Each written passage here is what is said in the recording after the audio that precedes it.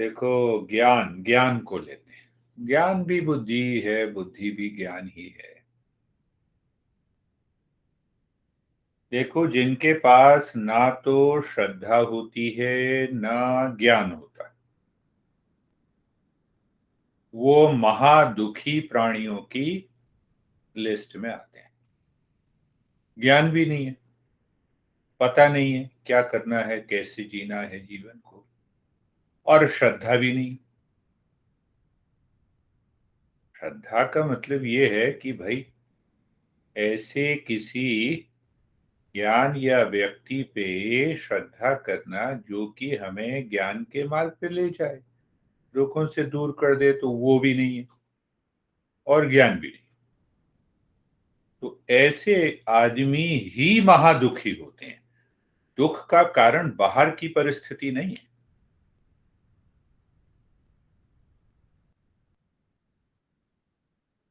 दुख का कारण बाहर की परिस्थितियां तो हमेशा बदलती रहेंगी।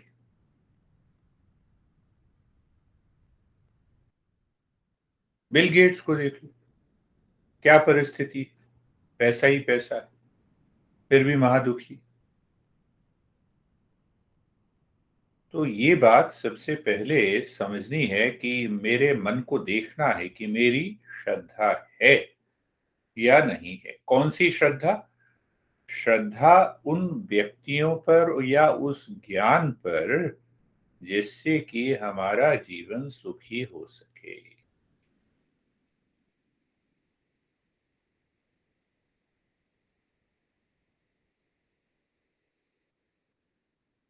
पंडितों पे श्रद्धा कर लो, और क्या है ये जो जितने हैं हमारे जो अ, हाथ देखने वाले, या फिर पतरी बनाने वाले, उन पे श्रद्धा कर लो। कम से कम उनसे पूछो कि तुम्हारी कुंडली में क्या लिखा, तुम ऐसे दुखी होकर क्यों बैठे हो। तो शास्त्रों में, गीता में, बुद्ध भी इसी बात, बुद्ध ने इन सब चीजों को एकदम नकार दिया। बुद्ध ने कहा नहीं, इन सब चीजों से कुछ होने वाला नहीं। तो पहला जो जो व्यक्ति महादुखी होते हैं, ये समझ लो, या तो उनके अंदर श्रद्धा नहीं है और ज्ञान भी नहीं, समझ नहीं। ज्ञान का मतलब समझदारी नहीं। और जब समझदारी ना हो, तब ये मन भटकता है। और मन भटकता है बाहर कि आज अच्छा ये कर लें, आज हाथ जोड़ लेते हैं, हाँ, तो आज से समस्या खत्म हो जाएगी। नहीं होगी खत्म। तो पहली बात ये समझनी है कि श्रद्धा नहीं है, ज्ञान नहीं है, तो ऐसे व्यक्ति दुखी होते हैं। अब दूसरी बात ले लो कि कुछ ऐसे व्यक्ति हैं जो श्रद्धा तो करते हैं, पर अंधी श्रद्धा है। श्रद्धा अंधी है। गुरुदेव ने एक बार मुझे, मैं ऐसी ही बातचीत कर रहा था, तो गुरुदेव ने कहा कि देखो, पिछले 15 दिनों में जितने लोग आए हैं, उनमें से जो 15 लोग थे, उन्होंने मेरे से डिमांड की। मैं चुप रहा, तो थोड़ी देर के बाद बोले कि डिमांड की, 15 लोगों की डिमांड थी 15 करोड़ रुपए। तो भाई मेरे पास तो कुछ है ही नहीं, मैं कहां से दूं। श्रद्धा है, श्रद्धा तो है, पर अंधी श्रद्धा है। और श्रद्धा किसके लिए है? कि बाहर कुछ मिल जाए, समर्पण नहीं। तो गुरुदेव की बात सुनी होगी, गुरुदेव हमेशा वो कहते थे कि जो मेरे पास है वो कोई नहीं लेना चाहता। देखो, हाँ, ये जितना हम मनन करते हैं गुरुदेव की बातों पे, तो फिर हमें सूत्रों का, सिद्धांतों का पता लगता है। गुरुदेव बार बार ये कहते थे, जो मेरे पास है वो कोई नहीं लेना चाहता, जो नहीं है उसी की डिमांड है, और जो डिमांड है वो उनको और दुखी करेगी। तो श्रद्धा, श्रद्धा, तो श्रद्धा के क्या मतलब है यहाँ पे श्रद्धा का? श्रद्धा का एक साधारण सा अर्थ है कि जो हमारे शास्त्र हैं उसमें जो ज्ञान है उसका अध्ययन करना। अध्ययन कौन कराएगा? गुरु कराएगा। तो गुरु पे भी श्रद्धा, और गुरु जो बताता है उस पे भी श्रद्धा। क्यों? जिससे कि हम ज्ञान को प्राप्त कर सकें। कौन सा ज्ञान? जिससे सभी दुखों से छुटकारा हो जाए, एक बार, और हमें अपने सच्चे स्वरूप का पता लगे। सच्चे स्वरूप का पता लगने के बाद जीवन में तो बाहर तो वही परिस्थितियां रहेंगी। कम से कम मैं अभी कल मनन कर रहा था कि कबीर जैसा फक्कड़ आदमी बिल गेट्स से ज्यादा सुखी है।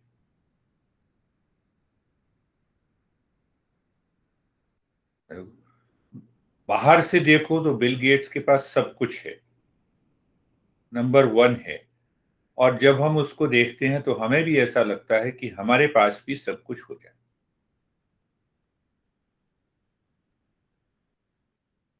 कबीर ने कभी नहीं देखा कि उसके पास बाहर क्या है। असीम श्रद्धा, असीम श्रद्धा। तो दूसरा चरण क्या है समझने का, कि अगर हमारी श्रद्धा है और सही श्रद्धा है तो हम ज्ञान प्राप्त कर सकते। किसका ज्ञान?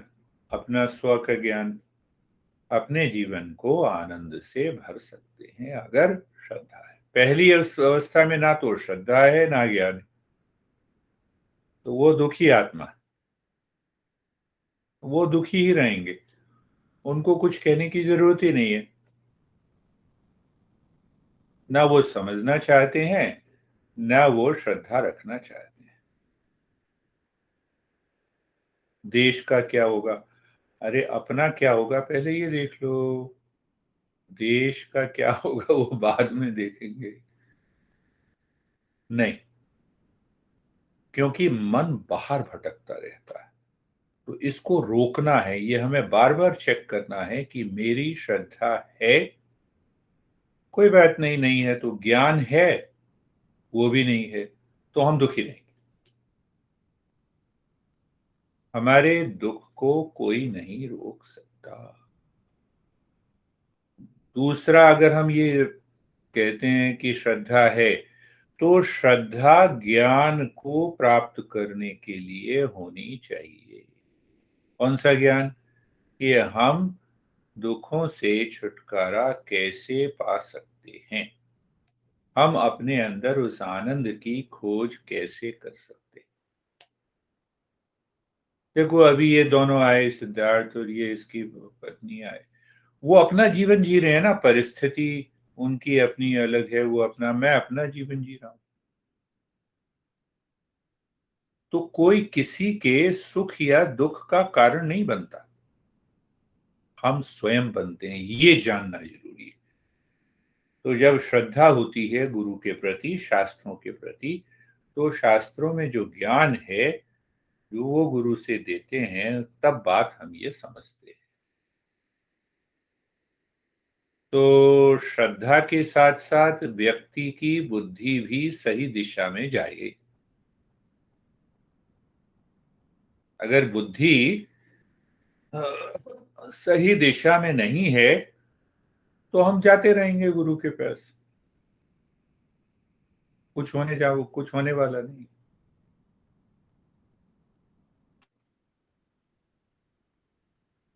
तो ये हमें बार बार ठोक करके देखना है कि श्रद्धा है तो श्रद्धा की दिशा अपनी जीवन की समस्याओं को समझने और उन दुखों को दूर करने के लिए शास्त्रों में जो ज्ञान है, शास्त्र कोई भी है, महात्मा बुद्ध को ले लो, गीता ले लो, उपनिषद ले लो, रामायण ले लो, इतने भी ग्रंथ हैं, सब में ये बात बड़ी।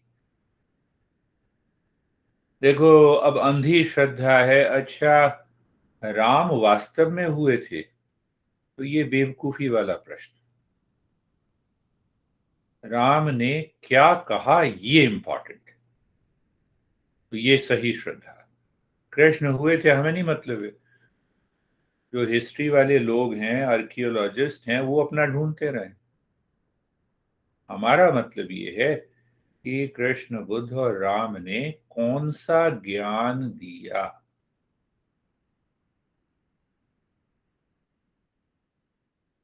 14 साल के लिए वनवास गए तो वो रोए क्या? नहीं रोए। तो हमारी अगर कोई विकट परिस्थिति आती है तो हम रोते हैं या नहीं रोते? ये ज्ञान लेना। कृष्ण की परिस्थिति पैदा होने से लेकर उनके शरीर को छोड़ने तक बड़ी विकट परिस्थितियां रही, फिर भी हंसते रहे। तो ज्ञान क्या है? श्रद्धा पहले है और अब हम ज्ञान ले रहे हैं। तो एक ज्ञान क्या हुआ कि परिस्थितियां बदलेंगी ही। एक बात, परिस्थिति एक जैसी नहीं रहेगी। दूसरी बात, किसी भी परिस्थिति में हम परम शांति को नहीं प्राप्त कर सकते। ये सोचना है, कैसी भी परिस्थिति आ जाए, बाहर की परिस्थिति आज है, कल नहीं है, उसमें परम आनंद, परम शांति नहीं है। वही फिर उदाहरण ले लो बिल गेट्स महाराज जी का। बाहर की परिस्थिति, $500-600 मिलियन का घर, एक उसका याट जो है ना, जो पानी में प्लेन होता है, पानी में जो प्राइवेट बोट होती है, वो भी $500 मिलियन की।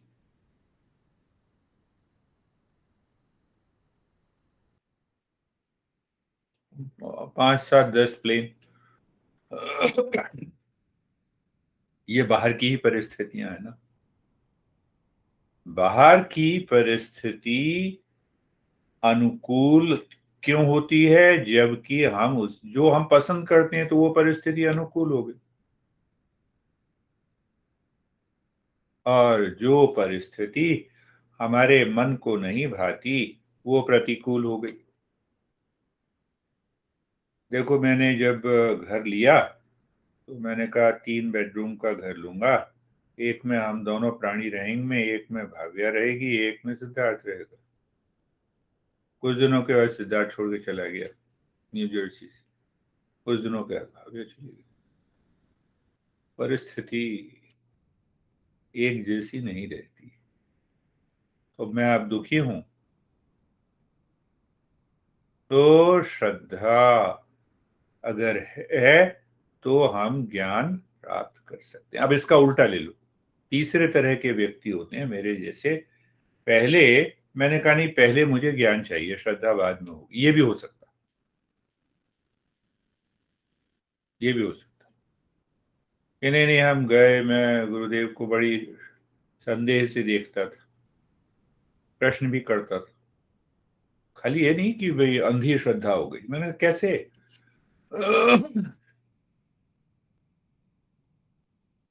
मैंने बताया ना, तो वो मैं पैर दबा रहा था, उसके बाद वो गुरुदेव जो है अपना खर्राटे लेने लगे। तो मैं खड़ा हो गया, हाथ जोड़ के, आंख बंद करके। मैंने कहा चलो प्रणाम कर लेते हैं, आप अपने कमरे में जाएंगे। तो मेरी आंख बंद थी, वो उठ के बैठ गए। कहने लगे, ये तूने कैसे समझ लिया कि योगी कभी सोता है? शुरू शुरू में मैंने कहा, यार ये तो बात बनी नहीं। मेरे बुद्धि ने ही मुझे धोखा दे दिया। तो मैंने 7-8 बार ये प्रयोग किया और सातों आठों बार गुरुदेव ने कहा, अब कितनी परीक्षा लेगा? तब श्रद्धा आ गई। तो ज्ञान से भी श्रद्धा आ जाती। कमरे में शाम को जाते थे, जो बहुत पुरानी समय की बात है, जब तुम सब नहीं थे। मैंने कहा नहीं, ठीक है। तो हर एक बार वो उठ के बैठ गए। मैंने कहा इस बार तो ये खर्राटे ले रहे हैं, तो ये सोई होंगे। तो मेरे बुद्धि ने ये पकड़ा कि ऐसी चेतना क्या है इनके अंदर जो कि हमेशा जागती रहती है, शरीर सोया रहता। तो ये बड़ी विलक्षण है। गीता में भी कहा है ना कि जब लोग सो जाते हैं योगी जागता रहता है। गुरुदेव ने फिर गीता का उदाहरण दिया। तो देखो, अब श्रद्धा ज्ञान से, समझ से भी आती है। तो तीसरे तरह के व्यक्ति होते हैं जो कि ठीक है, श्रद्धा नहीं है ना रहे, ज्ञान लेने की तत्परता है, योग्यता है, समझ है, ललक है। तो ज्ञान अगर हम समझ लें, सारे हमारे शास्त्रों में ज्ञान की बात, ज्ञान से ही भक्ति, ज्ञान से ही श्रद्धा, ज्ञान से ही प्रेम, फिर दोनों मिल जाते हैं। ज्ञान से श्रद्धा आई तो श्रद्धा और ज्ञान मिल गए, साधक हो गया व्यक्ति। तब साधक होता है। ये साधक ऐसे नहीं कि अच्छा जात के जो है साष्टांग दंडवत प्रणाम कर लिया और फिर वापस मन उसी अवस्था में चला गया। मन को बदलना चाहिए। तो तीसरी तरह के व्यक्ति हमने कहा कि श्रद्धा नहीं है पर ज्ञान की इच्छा है। मैं समझना चाहता हूं, मैं ज्ञान चाहता हूं, मैं सोचता हूं, मैं मनन करता हूं। ये जो प्रक्रिया है ये है जीवन में अनुभवों से सीखना। पिताजी महाराज हमेशा ही कूढ़े रहते हैं, तो रहे कूढ़े। हम उनके कारण क्यों कूढ़े हैं, बस इतना समझ लेना। वो उनका अपना स्वभाव है, मैं अपने स्वभाव को क्यों बदलूं? ज्ञान आ गया ना, तो मैंने अपने अनुभव से सीखा। तो तीसरा जो बिंदु है कि श्रद्धा नहीं है तो ज्ञान है। तो ज्ञान पाने की जो ललक है, तो उसी में आता है श्रवण। मैं सुनने की इच्छा है तो मैं सुन रहा हूं ना, ज्ञान लेने के लिए। सुनने के बाद मैं मनन कर रहा हूं, मैं फिर सोच रहा हूं। पता नहीं ये बात बताई मैंने, नहीं बताई। श्रवण के करते समय तीन बातें। एक तो सुनने वाला है जिसको हम श्रावक कहते हैं, श्रावक को। दूसरा गुरु है। और तीसरा ज्ञान। गुरु भी तो शास्त्रों से ज्ञान बता रहा है ना। तीन बातें हैं ना श्रवण में, पहले स्टेप में। तो ये श्रवण, जब ये तीनों बातों पे ध्यान रहता है तो हम सत्संग कर रहे हैं। उसका नाम है सत्संग। ये तीनों बातें होनी चाहिए। यानी श्रावक को सजग होना चाहिए, वो ज्ञान के लिए सजगता चाहिए ना। अगर अलर्टनेस नहीं है तो मन कहीं और भटक रहा है तो नहीं सीखेगा। और फिर गुरु भी शास्त्र में जो ज्ञान है वो बताए, अपनी डींग ना हाके। गुरुदेव भी देव कहते थे, गीता में ये लिखा है, कबीर ये कहते हैं, मीरा ये कहती है। इतने बड़े गुरु होने के बाद भी।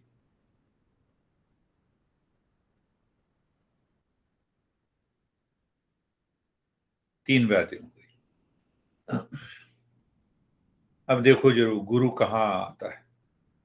ये अगर पकड़ लिया एक बार तो पक्के साधक हो जाओगे। तो जब हम मनन पे जाते हैं, मनन का मतलब कि मैं अपने ऊपर विचार कर रहा हूं कि जीवन में मुझे कहाँ जाना है, जीवन का उद्देश्य क्या है, मैं दुखी क्यों हूं, इस दुख को कैसे दूर करें। अब जब मनन करते हो तो कौन सी चीजें साथ में है? एक तुम हो, श्रावक यानी साधक, दूसरा ज्ञान है, और तीसरा गुरु भी उपस्थित है। तो गुरु तो नहीं,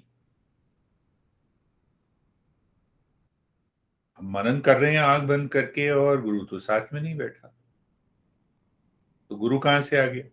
वो अदृश्य है। दोनों सुनो ध्यान से, अगर वो गुरु बुद्धि के अंदर हमेशा बैठा रहता है तो बेड़ा पार। तो गुरु का क्या मतलब है? अज्ञान से ज्ञान की ओर, अज्ञान से ज्ञान की ओर ले जाने वाली चेतना।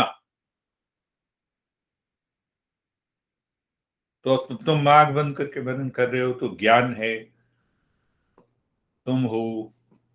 गुरु कहाँ बैठा है? तुम्हारी बुद्धि के अंदर। असली गुरु वही।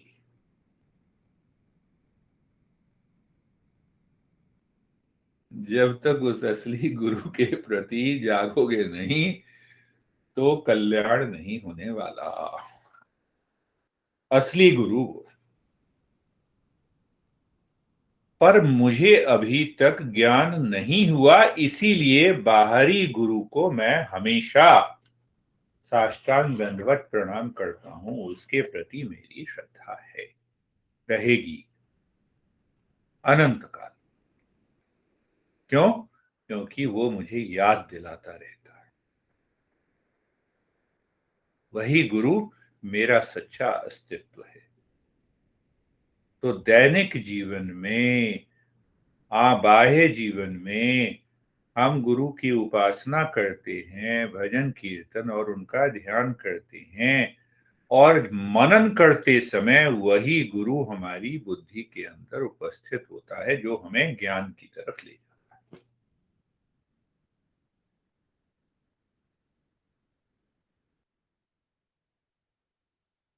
तो मैंने बताया था ना कि साष्टांग दंडवत प्रणाम करने लगे तो एक दिन कहने लगा यही करता रहेगा क्या? क्या होगा इससे?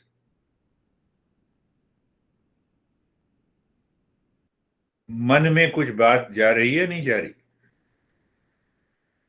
तो मैं देखता ही रह गया। तो पहले मन ने तो यही समझा कि साष्टांग दंडवत प्रणाम कर लो, ज्ञान अपने आप उतर जाएगा। अपने आप नहीं उतरेगा, हम चाहेंगे तब उतरेगा ना, मनन करना पड़ेगा। मनन करना पड़ेगा, सोचना पड़ेगा कि मेरा दुख मुझे कहाँ लगता है, मुझे सुख कहाँ लगता है, इसके ऊपर कैसे जाया जा सकता है, गुरु ने क्या बताया। इतना मनन करेंगे और वो गुरु मेरी बुद्धि के अंदर उपस्थित है। गुरु का मतलब अज्ञान से ज्ञान की ओर। असतो मा सतगमय, यानी वो चेतना के रूप में अंदर स्थित है। मन ने कहा छोड़ो, क्या बात करते हो? तो उस गुरु ने कहा आलस्य मत करो, ज्ञान की तरफ जाना है, मुझे इस पर विचार करना।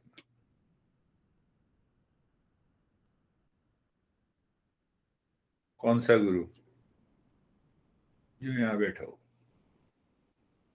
श्रद्धा से भी हो सकता है और मनन से भी हो सकता है। ये है असली रहस्य। हम इस रहस्य को शास्त्रों से नहीं पकड़ते तो फिर हम फंस जाते, फिर हम दुखी रहते। ये देखो, तो श्रवण किया, मनन के समय वो गुरु की उपस्थिति रहे। हम ऐसे भी कर सकते हैं कि ठीक है, अब हम मनन करने के आधे घंटे हम मनन करेंगे, तो बाह्य जो गुरु है, शरीर है, उनका स्मरण किया, मन को कहा कि तू अब समर्पण कर दे। तो समर्पण करने का मतलब क्या है कि गुरु ने जो बताया उसके ऊपर तो चलना है ना मुझे। समर्पण का मतलब तो ये है ना। समर्पण का मतलब ये थोड़ा है कि शरीर से ही साष्टांग दंडवत प्रणाम कर लो, समर्पण हो गया। अभी वो तुम्हारे दोस्त महाशय को मैंने कहा सारी तुम ग्रुप प्रोग्राम अटेंड करो, कहते हैं नहीं सर, बड़ा बिजी रहता है, टाइम नहीं निकाल पाता। मैंने कहा क्यों नहीं निकाल पाते? क्योंकि श्रद्धा नहीं है।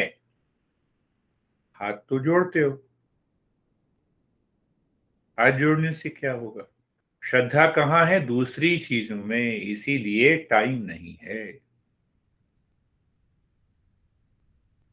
हाँ सर, ये भी बात समझ में आ गई। तो ये मूर्खता वाली बात हुई, महामूर्ख हो। समझ में आ गई फिर भी नहीं कर रहे हो। क्यों नहीं कर रहे हो? क्योंकि गुरु अंदर बैठा नहीं। हम सब जानते हैं, कोई भी एक बात करे तो पकड़ में आ जाती है बात। गुरुदेव को गुरुदेव को तो पकड़ में ही आती थी। गुरुदेव तो अंदर की बात जान लेते थे, मस्त रहते थे, कहते हैं हाँ करते रहो जो करना।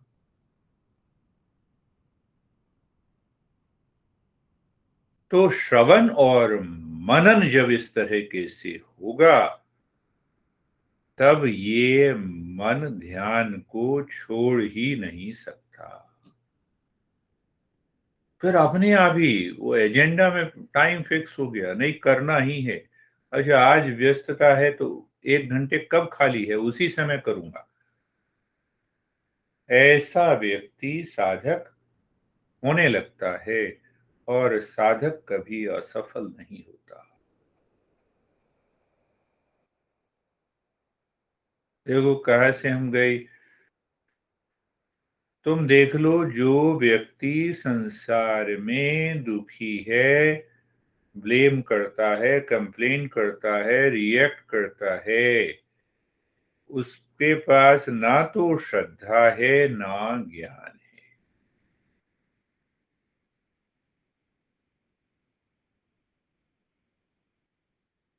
दूसरा व्यक्ति श्रद्धा है। श्रद्धा किस लिए होनी चाहिए? उस ज्ञान को प्राप्त करने के लिए।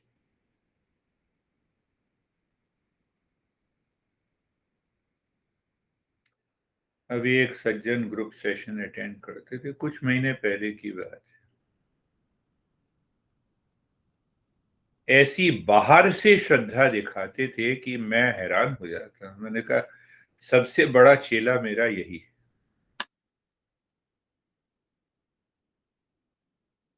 तो फर्क नहीं पड़ता हमें। तो ग्रुप सेशन में मैं सबको कहता हूं अपना अनुभव बताओ, साधना के बाद, ध्यान के बाद। श्रद्धा में एक बात होती है कि श्रद्धा में अहंकार जो है वो हट जाता है। श्रद्धा अगर है तो, अगर अहंकार नहीं हटा तो फिर श्रद्धा खाक की आपने।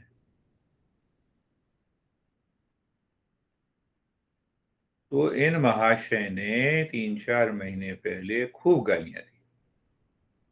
तो जब गालियां देने लगे तो मैंने काट दिया, फिर मिलाया, फिर काट दिया।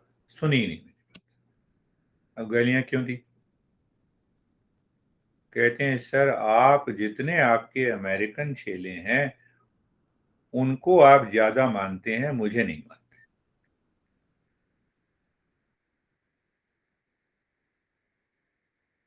मैंने कहा बस सब ठीक है, अब तो बात ही नहीं कर। फिर 3 दिन के बाद सॉरी। श्रद्धा नहीं है, ज्ञान भी नहीं। आप 15 साल से मेरे साथ में हैं, श्रद्धा भी नहीं है, ज्ञान भी नहीं है, और ढोंग कर रहे हैं। अपने साथ भी बहुत परिस्थितियां बाहर की तो कोई कैसी भी हो सकती है, कोई फर्क नहीं पड़ता। सॉरी सॉरी सॉरी, क्या आप मुझे अपनी ग्रुप सेशन में अटेंड करने देंगे? मैंने कहा करने देंगे, पर मैं तुमसे बिल्कुल नहीं पूछूंगा कि तुम्हारा अनुभव क्या है। अटेंड कर रहे हैं, अपना अटेंड करते रहें। तो विरोध भी नहीं होना चाहिए ऐसे व्यक्तियों। और दावा ये कहते हैं मैंने आपके ऊपर इतनी श्रद्धा की, आप मुझे इम्पोर्टेंस नहीं देते। दुनिया भर की बात सुनी नहीं। 4-5-6 बार 10 बार किया मैंने, हर एक बार काट दिया। मैंने वो सुननी नहीं। मैंने कहा यही सुनना है।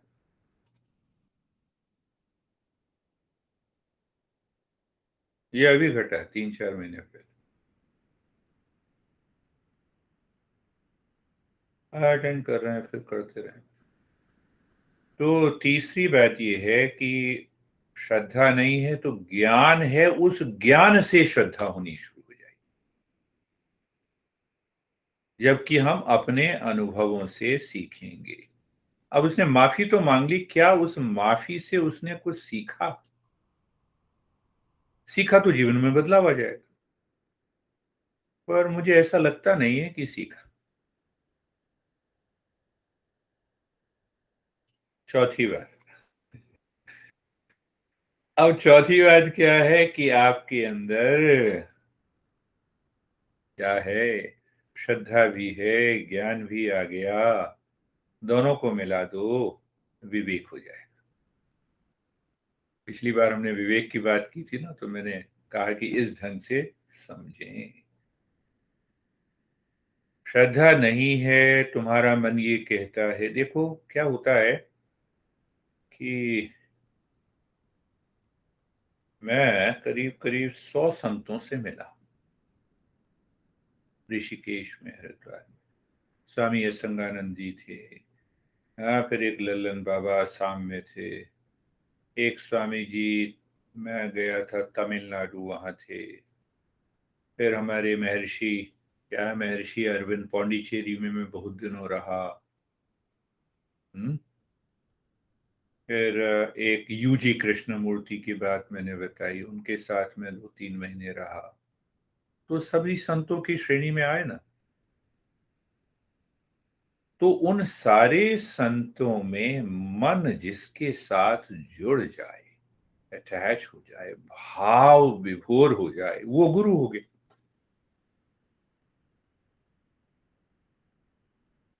बहुत संतों से, मेरे को याद भी नहीं आ रहा, बहुत लोगों से मिला, बहुत संतों से मिला। हाँ, स्वामी गीतानंद पौंडीचेरी में, स्वामी शारदानंद जी भी उसी तुल्य हैं, संत हैं, उनको भी धन नमन है। पर एक के साथ भाव, प्रेम जुड़ जाए, अटैचमेंट हो जाए, वो गुरु। तो गुरुदेव के साथ वो अटैचमेंट हो गया, एक बार हो गया तो बस। अब बात कहानी छूट गई। इसका मतलब ये नहीं कि दूसरे संतों से हमें नहीं सीखना, सीखना तो सभी से। क्यों हम सीखना है? क्योंकि हम साधक हैं। गुरुदेव के शिष्य हुए तो सारे संतों के शिष्य हुए। ये विवेक, ये विवेक हमें बहुत आगे बढ़ाएगा। इसलिए कभी देखा, मैंने कहा ओम नमः शिवाय कर लो, ओम बुद्धाय नमः कर लो, कोई फर्क नहीं पड़ता, सभी उसी स्तर पे। पर एक जगह जहां भाव गया तो वह वो गुरु हो गए।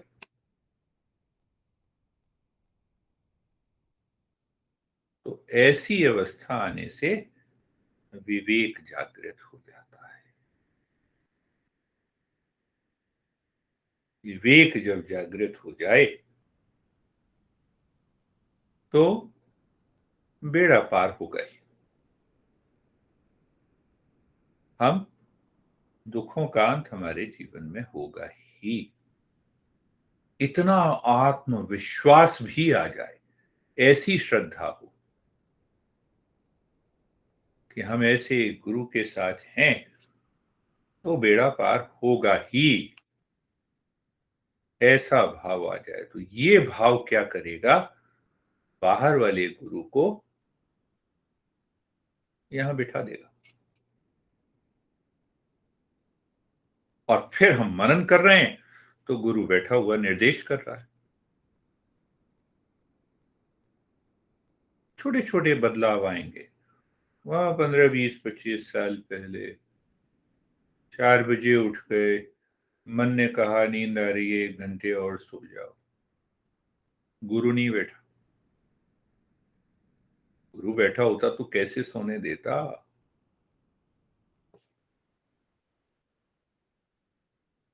देखो, अब देवी जी ने तुम्हें कुछ कहा, तुम आग बबूला हो गए, तो गुरु नहीं बैठा।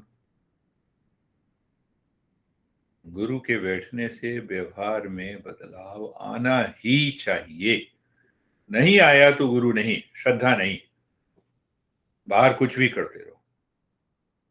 अब देखो, अब ये देवी तुम्हें याद दिलाएगी, देखो गुरु नहीं बैठा ना, गुरु गुरु करते रहते हो। तो वो भी गलत है, अपना देखना है।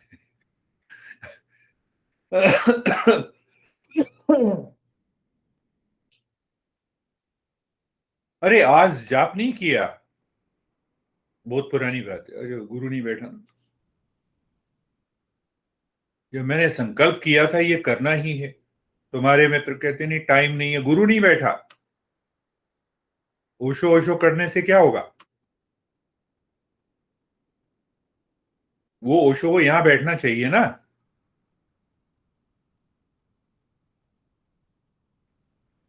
ओशो ने कहा है कि टाइम नहीं है तो ध्यान मत करो। गुरु कहाँ बैठा है? बड़ी छोटी छोटी बातें हैं, तुम दोनों अब साधक होने जा रहे हो तो इसलिए अब ये बातें साधकों को बताई जाती हैं। देखो, सोचो, मनन करो।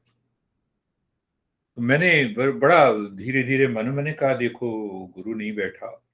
तब बहुत दिनों के बाद समझ में आई, अरे गुरु नहीं बैठा इसीलिए नींद गुरु बन गई, आलस्य गुरु बन गया। और आज 4 बजे 3:30 बजे उठना ही है, कुछ भी हो जाए, एक दिन भी नागा नहीं, बैठना ही है। गुरु बैठा, वो गुरु की कृपा से हो रहा, गुरु की कृपा से, उनकी कृपा है, इसी कारण ये बदलाव आया। दोनों बातें सिद्ध हो गई, श्रद्धा और ज्ञान, श्रद्धा और ज्ञान।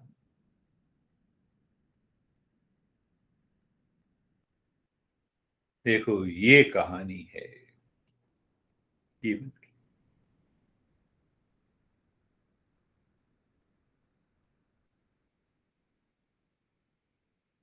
तो अगर इसको हम और आगे बढ़ाएं तो जब श्रद्धा और ज्ञान दोनों मिल जाते हैं, मनन की प्रक्रिया चलती है, हम साधक बन गए, तो साधक बनने की तरफ बढ़ रहे हैं, तो विवेक पैदा होने लगा। अब विवेक को, विवेक किसका? असत्य और सत्य का। सत्य क्या है? ईश्वर आनंद स्वरूप जो मेरे हृदय के अंदर बैठा है। और असत्य क्या, इसकी पहचान कैसे करें? हाँ, एक बात और ले लेते हैं। तो शास्त्रों ने एक बात समझाई है कि पहले चेक करो मन कहाँ जा रहा है, श्रेयस की तरफ या प्रेयस की तरफ। श्रेयस का मतलब यह है कि जो सही है, जो शुभ है, मन उसकी तरफ बहता रहता। किसी ने कुछ कहा, अपने मन को समेट लिया, विचार किया, बाद में जवाब दिया। एक ये श्रेयस हो गया। प्रेयस, जो मुझे पसंद है, मेरे अनुकूल अवस्थाएं हैं बाहर, मुझे वही सत्य लगता है। जो प्रतिकूल है, मुझे वही असत्य लगता है। तो ये मेरे मन ने अपने ऊपर काम करना शुरू किया। तो मन, एक बात और गुरुदेव कहते थे ना, मुझे फिर वो बात याद आ गई। मैंने देखो इस पर कितना मनन, गुरुदेव की एक एक शब्दों पे मनन किया।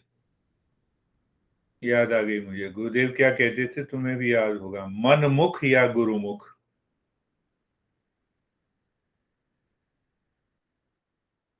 वही यहाँ पे शब्द है, विवेक में गुरुमुख होता है, अविवेक में मनमुख होता है।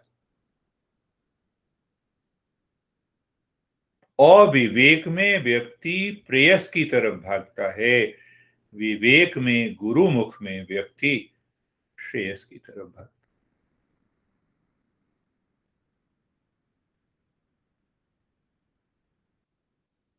गुरुदेव ने तो सारे शास्त्र जो पढ़े हैं, पर उनकी शिक्षा दीक्षा स्कूल में नहीं हुई ना, इसीलिए जो दूसरे संत हैं जो शिक्षा दीक्षा करके आए हैं वो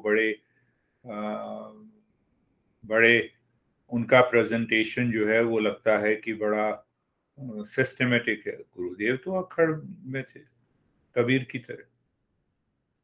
तो एक बात कह देते थे, पर उसको शास्त्रों को मैं जोड़ रहा हूं, मन मुख गुरु मुख, मनमुख प्रेयस अविवेक, गुरुमुख श्रेयस विवेक।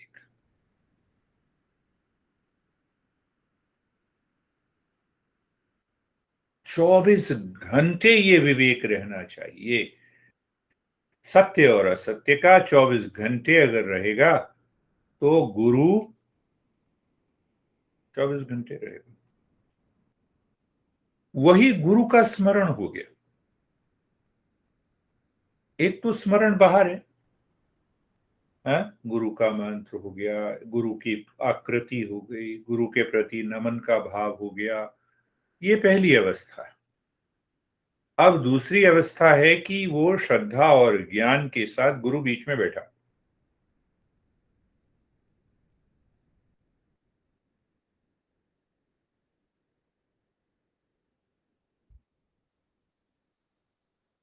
तो जब वो बैठा है तब हम गुरुमुख हैं, श्रेयस है, विवेक है, जीवन में कभी भी दुख नहीं लगेगा। बाहर दुख को देखोगे पर वो तुम्हें छुएगा नहीं, कैसी भी परिस्थिति आ जाए। परिस्थितियां बदलती हैं, हर एक परिस्थिति में थोड़ी प्रसन्नता, थोड़ी शांति रहती है। क्यों मैंने कहा थोड़ी? क्योंकि परिस्थिति बदलेगी। परिस्थिति बदलेगी तो शांति चली गई, फिर हम दूसरी परिस्थिति को देखना, खोजना शुरू करेंगे। परिस्थिति, परम शांति क्या है? गुरु अंदर बैठा है, श्रेयस की तरफ हम जा रहे हैं, मनमुख नहीं है, गुरुमुख हैं।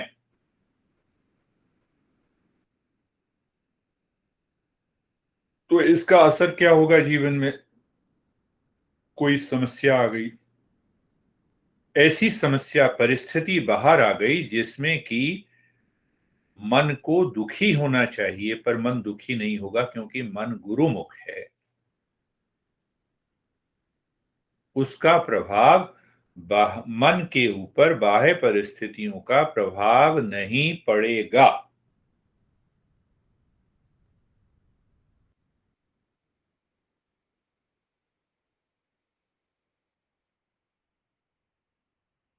हम ये सोचते हैं, कौन जब व्यक्ति सोचता है? पहला तरह का व्यक्ति जिसके पास ना तो श्रद्धा है ना ज्ञान है, वो ये सोचता है कि बाहर की परिस्थिति बदल जाएगी तो परम शांति, परम आनंद मुझे मिल जाएगा। ऐसा हुआ नहीं आज तक।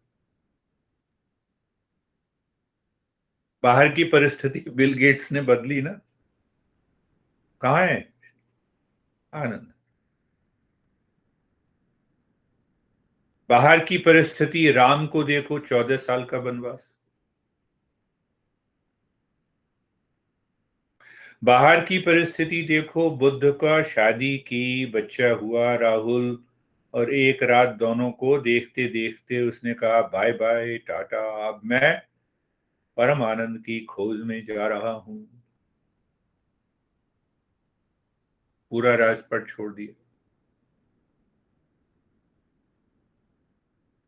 उसी को समझाने के लिए बुद्ध जब सिद्धार्थ जब बुद्ध हो गए, महान योगी हो गए, तो दरवाजा खटखटाया, पत्नी बाहर निकली, बाप बाहर निकला, तो देखो पिताजी ने क्या कहा कि मैं तुम्हें माफ कर दूंगा, आ जाओ, राजपाट संभालो। मतलब अभी तक उसके पिता के अंदर उस राजपाट का मतलब बाहर की परिस्थिति,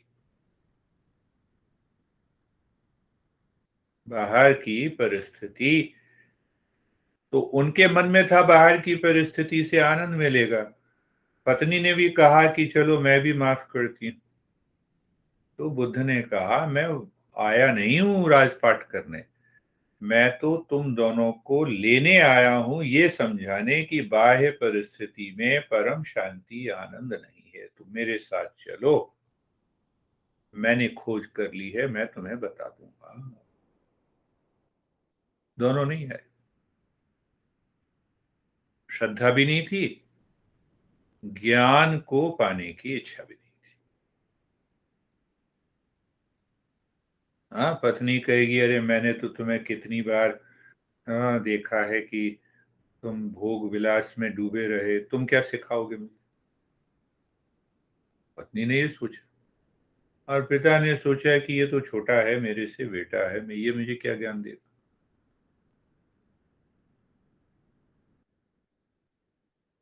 मन मुख प्रेयस अविवेक, विवेक गुरुमुख श्रेयस।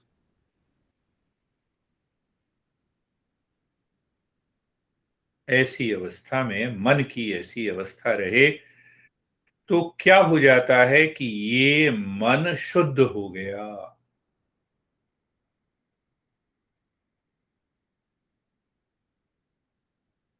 और शुद्ध मन को कहोगे 4 बजे उठना है, वो 4 बजे उठेगा। फिर मन को कहोगे कि 4 बजे उठ के ये करेगा तो करेगा। नहीं, चार नहीं, मतलब जो तुम्हारे जीवन में जैसा तुम्हारा रूटीन है वो करेगा। बाहर की किसी भी परिस्थिति से आलस्य से प्रभावित नहीं होगा।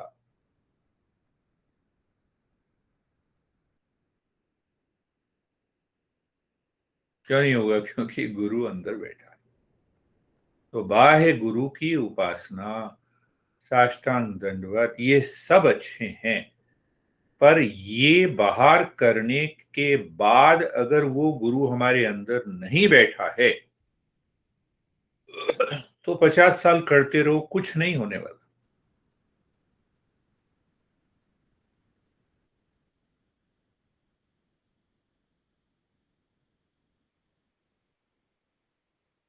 मैंने बताई बात की, मेरे को तो फिर वो बातें याद आती हैं, गुरुदेव का स्मरण बना रहता है हमेशा। एक परंपरा मैंने भी तुम सबको बताया कि जब भी वहां जाओ तो कुछ लेकर जाओ श्रद्धा के साथ, कुछ भी लेके जाओ। क्या लेके जाओ मेरे से मत पूछो। तो मैंने भी उसका निर्वाह करता रहा। तो एक बार मैं ले गया गुलाब का पूरा बुके। अच्छा है, गुरुदेव ने कहा कि आगे से मत लाना। पर गुरु अंदर नहीं बैठा हुआ था उस समय, अहंकार काम कर रहा था। फिर ले गया, गुरुदेव ने पूरा बुके उठा के फेंक दिया। मैंने कहा था ना कि नहीं लाना।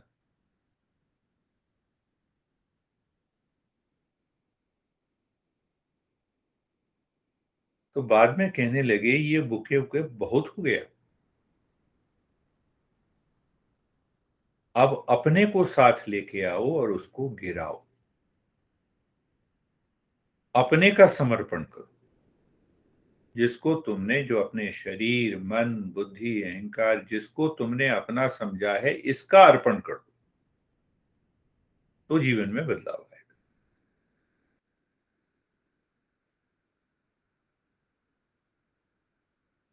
बहुत पुरानी बात है, समझ में नहीं आई शुरू में। जब अब ये सिद्धांत तो बात हो गई, श्रद्धा तो गुरु के ऊपर है पूरी, समझ में नहीं आई, मैं बार बार पूछने लगा क्या मतलब होता है इसका। तो गुरुदेव ने पूरी वही रूपरेखा बताई कि शुरुआत है, ये पहली क्लास है, किंडरगार्टन की क्लास है कि कुछ लाके देना। कुछ लाके देना का मतलब कि अटैचमेंट है, प्रेम है, इसीलिए तो लाके दे रहे हैं। पर दूसरी क्लास है कि साष्टांग दंडवत प्रणाम करना। पर कौन प्रणाम कर रहा है? शरीर। तो शरीर तो अचेतन है। किसको करना चाहिए प्रणाम? तो मन को। तो तीसरी क्लास में मन जाए। मन किसको साथ में लेके आएगा कि मन के अंदर जो कूड़ा कचरा है कि मैं हूं कुछ, उसको अर्पण करना है। तब बात बनी।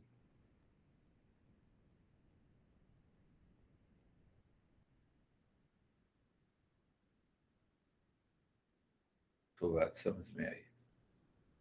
और वो समर्पण 24 घंटे चलता रहे, एक दिन में खत्म नहीं हो। तो अब क्या होगा? अब साष्टांग दंडवत प्रणाम करने का भी भाव बदल जाएगा। अब मन भी उसमें साथ जुड़ गया।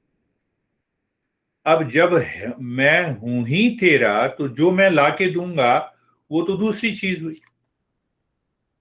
जब मैं ही तेरा हूं, तो जो मैं लाके दूंगा गुलाब का फूल, वो तो सेकंड हैंड है। उस दिन से देना बंद कर दिया मैंने गुरु। तुम सबने नोट नहीं किया, मन का देना ही नहीं कुछ। ये फिर माई वगैरह ले जाती थी, ले जाए। बात समझ में आ गई। तो साधक बनने की प्रक्रिया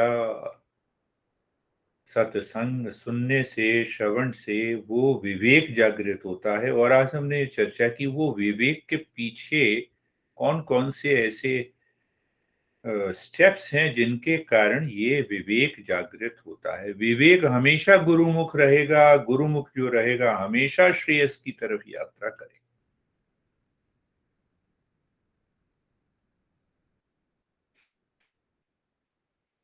अब पूछो।